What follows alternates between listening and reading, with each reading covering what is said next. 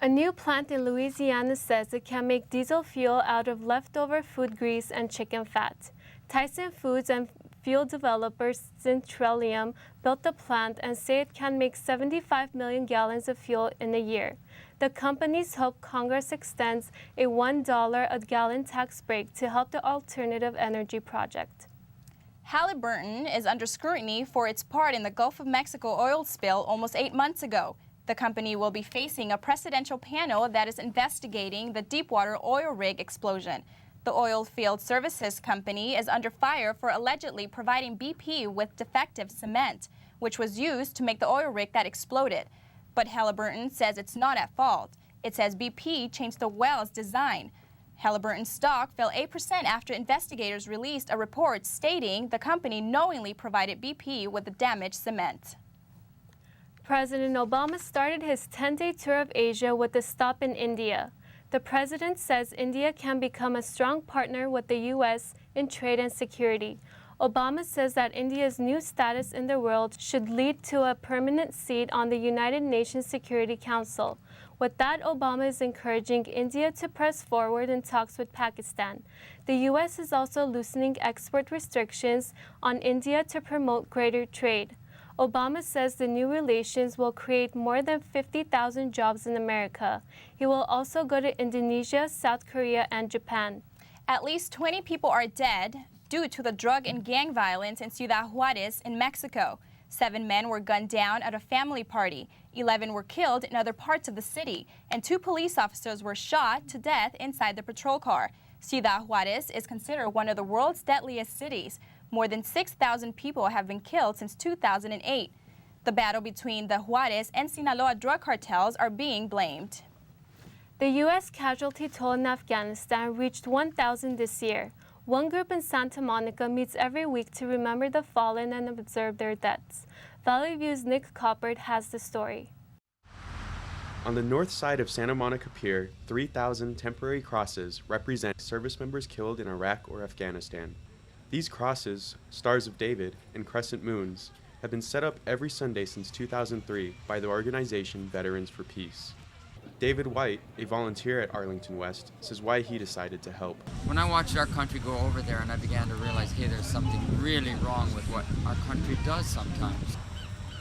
As well as setting up the crosses every Sunday, volunteers update the numbers of those killed so far in the wars. Veterans of Peace also archives over 1,600 mementos left by friends and family members of the fallen. An Iraq war veteran who spotted the cemetery from the pier was happy to see that a fellow comrade was memorialized. He didn't deserve to die. And I've seen his name on there and it made me want to cry. But I've wept for him already. And hopefully somebody else will see his name. Rima Tarlavsky, who is visiting from New Jersey, planned Arlington West into her California vacation. I'm in California for the first time, and my classmate, I especially made sure I come here. Tarlavsky lost her son Michael in 2004 when his unit came under small arms fire while he was serving in Iraq. She is unhappy with today's lack of interest in the wars. I just don't feel people appreciate. They just so superficial. They discuss tattoos, manicure, football games. They just don't want to realize that they are lucky that somebody's putting their lives online. In Santa Monica, I'm Nick Coppert for Valley View News. Now we go to Benny Adams, who has the latest in sports. In NBA action, the Los Angeles Lakers are looking to maintain their championship form. Paul Gasol had a great night, putting up a 20-point, 14-rebound, 10-assist triple-double. Later in the first, Lamar Odom gets the rebound and takes it coast to coast. Shannon Brown provided a spark off the bench, putting up 15 points, including this layup. Rudy Fernandez did his best to keep Portland in the game, knocking down this 3 late in the second. Later in the second quarter, Powell shows his post-up game with this hook shot over Marcus Camby. The Lakers made easy work off the Trailblazers with the 121-96 victory. USC gets a win over Arizona State in the final minutes of the game. USC kicker Joe Houston missed 2 field goals, but Houston came up through with a 29-yard field goal to get them to the win. USC beat Arizona State 34-33. USC improved to 6-3 overall. Research has shown that women basketball players have a higher risk than men to suffer a particular kind of knee injury. They injure a ligament called the ACL. Courtney Price tells us the story of a basketball player who has recovered from such a problem. This is Atonia Yingafa, a junior forward for the UCLA women's basketball team. She started off her career at Redondo Union High School, where she helped lead her team to 2 CIF championships. Yingafa had a big impact in her first year as a Bruin and would go on to make the 2009 Pac-10 All-Tournament and freshman teams, averaging 5.7 rebounds. But a tear in her knee ligament soon followed, temporarily sidelining this baller. I was trying out for the USA Olympic team in Colorado. I was going up for a layup, and an opponent hit me while I was in the air, and I was unable to land correctly and ended up tearing my ACL. Basketball includes sudden changes of direction, acceleration, pivoting, and jumping, which are common in ACL injuries. But research compiled by the NCAA shows that women basketball players are 4 times as likely to suffer an ACL injury than their male counterparts. Researchers have not been able to exactly pinpoint the cause of this increased risk, but one factor could be something called a Q angle, which is the width of the hips down to the knees. Now, a wider Q angle means more pressure at the knees, and since women tend to have wider Q angles than men, this makes them more susceptible to knee injuries. But there are prevention programs out there that can reduce further injury. Here at Redondo High, head coach Marcelo Enriquez has hired a personal trainer to help prevent these types of injuries. So she's concentrating on developing the muscles around the ACL, the quadricep, the hamstrings, the calf muscles, things like that, doing speed and agility drills for them, core drills, developing their cores. By doing so, Enriquez hopes to cut down on the percentage of ACL injuries in the women's game. Other prevention tips include stretching, keeping the body hydrated, and taking a break. Yingafa knows that her injury is one of the hardest to come back from, but is excited for her future. Yes, I'm glad to say that my injury has healed probably about 95%, and I will be playing this season. In Los Angeles, I'm Courtney Price, Valley View News.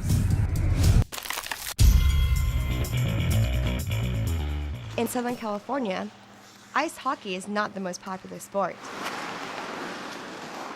But for CSUN's ice hockey forward Anthony Condrina, hockey is life. Whenever it wasn't hockey season, I always wanted it to be hockey season. Like, I always trained for hockey. As soon as it came back, I was just so excited to go. Anthony began his hockey career on travel teams and played on a junior hockey team called the Valencia Flyers.